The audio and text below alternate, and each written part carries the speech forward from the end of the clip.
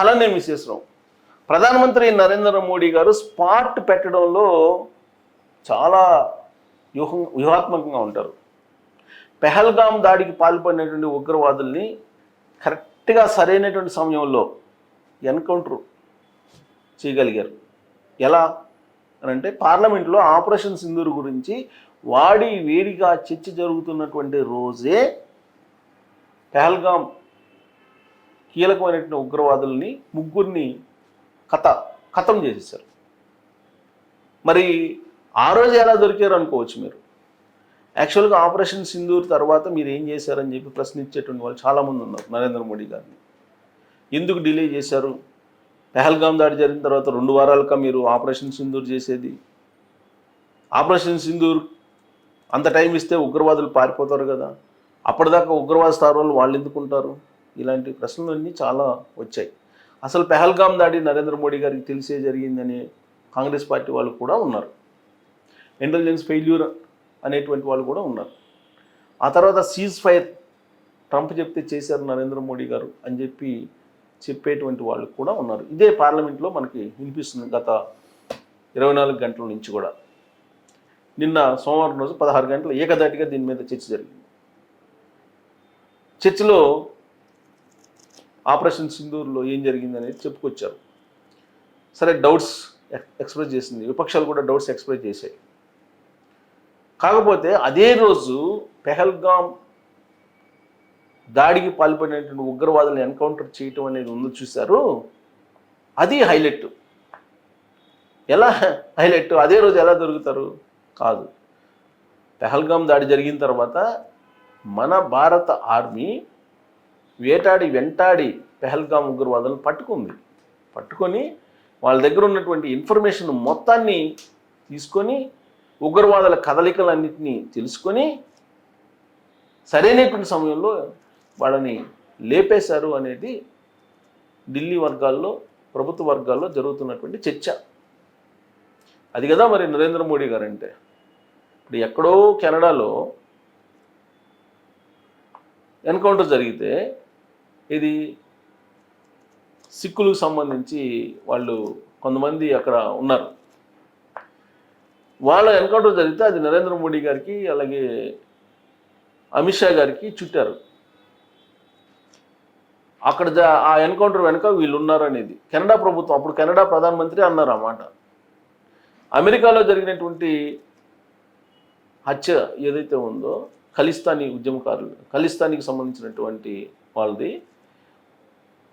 అది కూడా నరేంద్ర మోడీ గారు అమిత్ షా గారు చేయించారని చెప్పేసి అనుకున్నారు. అలాగే పాకిస్తాన్లో ఉండేటువంటి ఉగ్రవాదుల్లో కీలకమైనటువంటి వాళ్ళని గన్ పెట్టి పాయింట్ బ్లాంక్లో కాల్ చేశారు. అది కూడా నరేంద్ర మోడీ గారు చేయించారు వ్యూహాత్మకంగా అని చెప్పి ప్రచారం జరిగింది. మరి ఇవన్నీ వాళ్ళ చుట్టూ ఎందుకు జరుగుతున్నాయి? అంత పవర్ఫుల్ అంటే పవర్ఫుల్లే, కాకపోతే వాటి వెనక వీళ్ళు ప్రమేయం ఉండదు, జరగాల్సినవి జరిగిపోతూ ఉంటాయి. అలాంటిదే ఇప్పుడు పెహల్గాం ఉగ్రవాదుల ఇది కూడా. సో కాబట్టి పార్లమెంటు ప్రారంభమైనటువంటి రోజే ఈ ఎన్కౌంటర్ జరగటం అనేది ఆపరేషన్ సింధూర్లో ఒక పెద్ద హైలైట్ పాయింట్. ఆపరేషన్ సింధూర్కి హైలైట్ పాయింట్ ఇది. సో దీనికి సంబంధించినటువంటి న్యూస్ని చూద్దాం, ఎవరెవరు దొరికారు అనేది. ఇక్కడ మనకు ఆపరేషన్ సింధూర్లో పెహల్గాం ఉగ్రవాదుల ఎన్కౌంటర్, సులేమాన్ సహా 3 హతం.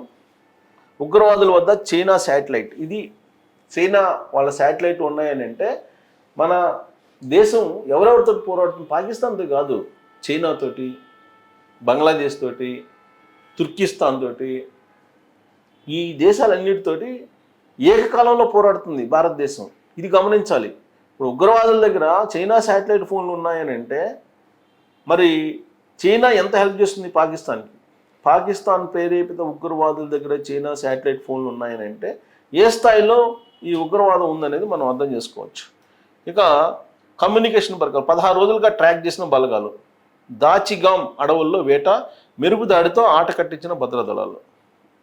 పెహల్గాం ఉగ్ర దాడితో 26 మందిని పట్టణ పెట్టుకున్న ముష్కర్లను భద్రతా బలగాలు మట్టు పెట్టాయి. ఆపరేషన్ మహాదేవ్, వీటన్నిటికీ ఒక పేరు పెడతారు.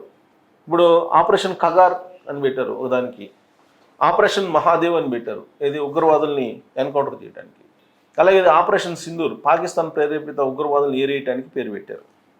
సో ఇక్కడ ఆపరేషన్ మహాదేవ్ పేరుతో సోమవారం ఉదయం చేపట్టిన దాడుల్లో Pahalgam mastermind Suleman Shah alias Hashim Musa alias Abu Suleman మరో 2 ఉగ్రవాదులు హతమయ్యారు. మృతి చెందిన మిగతా 2 ఉగ్రవాదులను యాసిర్ అలియాస్ హరీష్ అబూ హబ్జాగా అనుమానిస్తున్నారు. నెల రోజుల కిందట భద్రతా బలగాలు సులేమాన్ ఇతర ఉగ్రవాదుల కోసం వేటను ప్రారంభించాయి. ఈ క్రమంలో దాచిగం అడవులను జల్లెడపట్టాయి. దట్టమైన అడవుల్లో హర్వాన్ ప్రాంతంలో శాటిలైట్ సిగ్నల్స్ వెళ్తున్నట్లు గుర్తించిన బలగాలు 14 రోజులుగా ఆ ప్రాంతంపై నిఘా పెట్టి ఉగ్రవాదులను ట్రాక్ చేశాయి. 2 రోజుల క్రితం ఉగ్రవాదుల షెల్టర్ వద్ద దాడికి వ్యూహాన్ని రచించాయి. ఈ క్రమంలో స్థానిక సంచార జాతుల సహాయం తీసుకున్నాయి. ఉగ్రవాదులు పైన టెంట్ వేసుకొని భూమిలో తవ్విన గొయ్యిలో నక్కినట్లు గుర్తించాయి. సోమవారం ఉదయం 11:30 గంటల సమయంలో రాష్ట్రీయ రైఫిల్స్కి చెందిన 24 బృందాలు, 4 పారా రెజిమెంటల్ బలగాలు, జమ్మూ కాశ్మీర్ బలగాలు, సిఆర్పిఎఫ్ బలగాలతో సంయుక్తంగా ఆపరేషన్ మహాదేవ్ని చేపట్టాయి. ఉగ్రవాదుల షెల్టర్పై కాల్పులు జరిపాయి. ఈ దాడిలో సులేమాన్ సహా 3 ఉగ్రవాదులు హతమయ్యారు. డ్రోన్ కెమెరాల ద్వారా ఉగ్రవాదులను గుర్తించినట్టు తెలుస్తుంది. ఘటనా స్థలంలో 2 AK-47 తుపాకులు, ఒక M4 కార్బైన్, 17 గ్రెనేడ్లు, తోటాలు, చైనాకు చెందిన శాటిలైట్ కమ్యూనికేషన్ పరికరాలు, ఇతర సామగ్రిని భద్రతా బలగాలు సీజ్ చేశాయి. ఉగ్రవాదులు కోలుకునే లోపే భద్రతా బలగాలు ఆపరేషన్ను పూర్తి చేసినట్లు తెలుస్తోంది. కాగా పెహల్గాం ఉగ్రవాదులకు ఆశ్రయం కల్పించిన పర్వేజ్ అహ్మద్, జోదార్, బషీర్ అహ్మద్లను పోలీసులు గత నెలలో అరెస్టు చేసిన విషయం తెలిసిందే. అయితే ఆపరేషన్ మహాదేవ్ గురించి భద్రతా బలగాలు ఎలాంటి అధికారిక ప్రకటన చేయలేదు. మృతదేహాల పోస్ట్ మార్టం పూర్తి అయ్యాక వారిని సులేమాన్, అటు హంజా, యాషిర్గా తేలితే ఎన్కౌంటర్లో పాల్గొన్న భద్రతా దళాలను నార్థరన్ కమాండ్ అధిపతి లెఫ్టినెంట్ జనరల్ ప్రతీక్ శర్మ అభినందించారు. ఎవరి సులేమాన్? పాక్ ఆర్మీకి చెందిన స్పెషల్ సర్వీస్ గ్రూప్లో పనిచేసిన సులేమాన్ ఆ తర్వాత లష్కరే తోయిబా శిక్షణ పొందాడు. 2023లో భారత్లోకి చొరబడ్డాడు. బారాముల్లా సహా పలు ఉగ్ర దాడులకు ఇతడు నాయకత్వం వహించాడు. ఈ ఏడాది ఏప్రిల్ 22న పెహల్గాంలో బైసరన్ లోయలో ఉగ్రదాడి జరిపి 26 మందిని పట్టున పెట్టుకున్నాడు. ఈ దాడికి ఎల్ఈటి అనుబంధ ద రెసిడెన్స్ ఫ్రంట్ టిఆర్ఎఫ్ బాధ్యత వహించింది. అప్పట్లోనే ఉగ్రవాదులను భద్రతా బలగాలు ట్రాక్ చేసిన వారు అడవుల్లో తప్పించుకున్నారు. మహాదేవ్ పేరు ఎందుకు పెట్టారు మహాదేవ్ అనేది? దాచిగాం సమీపంలో మహాదేవ్ పర్వతం ఉంది, అందుకే ఈ ఆపరేషన్కు మహాదేవ్గా పేరు పెట్టినట్టు తెలుస్తుంది. సో ఆపరేషన్ మహాదేవ్ పేరుతోటి పెహల్గాం ఉగ్రవాదుల్లో 3 హతం చేసేసారు, కాల్చిపడేశారు. సో ఇంకా కొంతమంది మిగిలి ఉన్నారు, వాళ్ళ ఆచూకీ కూడా ఖచ్చితంగా లభిస్తుంది. ఈ ఆపరేషన్ సింధూర్ జరిగిన తర్వాత భారత యొక్క విదేశాంగ విధానం ఎలా ఉంది అనేది ప్రపంచవ్యాప్తంగా తెలిసిపోయింది.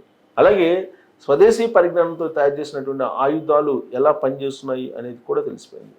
చైనా, టర్కీ ఆయుధాలు ఎలా తుస్సుమన్నాయో కూడా తెలిసిపోయింది ప్రపంచానికి. సో ఆపరేషన్ సింధూర్ తర్వాత భారత్ వైపు అనేక మంది చూస్తూ ఉన్నారు. విదేశాంగ విధానం కూడా బలంగా ఉంది అని చెప్పడానికి పార్లమెంట్లో విదేశాంగ శాఖ మంత్రి జయశంకర్ గారు ఏం చెప్తున్నారంటే, ఈ పెహల్గాం దాడిని 193 దేశాలకు సంబంధించి 190 దేశాలు వ్యతిరేకిస్తున్నాయి. పెహల్గాం దాడిని ఒక 3 దేశాలు పాకిస్తాన్ వైపు అనుకూలంగా మాట్లాడుతున్నాయి. కాబట్టి ఇది భారత విదేశాంగ విధానానికి సంబంధించిన బలమైనటువంటి వాదన వినిపించిన కారణంగానే సాధ్యమైందని చెప్పి ఆయన చెప్తున్నారు. సో మొత్తం మీద పార్లమెంటు ప్రారంభమైనటువంటి రోజు, అది కూడా పార్లమెంట్లో ఆపరేషన్ సింధూర్ గురించి చర్చించడానికి సిద్ధమైనటువంటి రోజు, అదే సమయంలో పెహల్గాం దాడికి పాల్గొన్న ఉగ్రవాదుల్ని ఎన్కౌంటర్ చేయడం అనేది ఒక పెద్ద హైలైట్ పాయింట్. మరి దీన్ని నరేంద్ర మోడీ గారి చాకచక్యం అనాలా, నరేంద్ర మోడీ గారి వ్యూహం అనాలా, ఆపరేషన్ మహోదవ్ ఏమనాలి అనే దాని మీద మీరు కామెంట్ చేయొచ్చు. Thank you.